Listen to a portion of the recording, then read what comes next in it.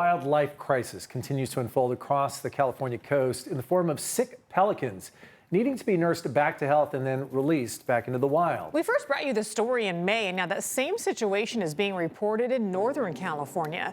CBS 8's Evan Narani has more in this week's Earth 8 report.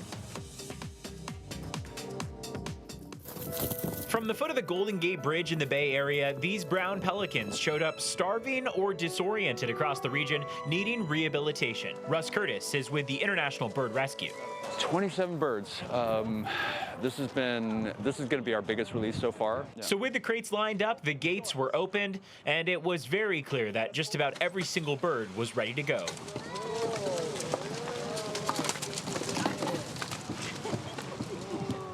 There they go.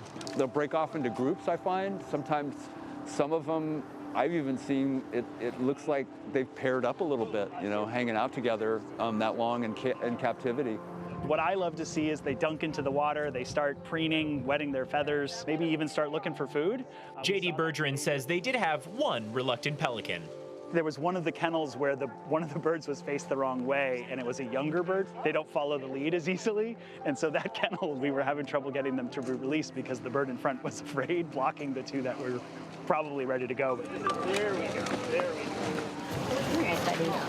It's a site familiar to SeaWorld San Diego and the Wetlands and Wildlife Care Center in Huntington Beach, as hundreds of pelicans have required the same help in our area. CBS 8 was able to join SeaWorld for a release back in May in La Jolla. It is really amazing to return them and just watch them fly away. A lot of these pelicans are coming in emaciated. They've ingested fishing hooks. They may have injuries, and this may be because they are starving. They're trying to find food.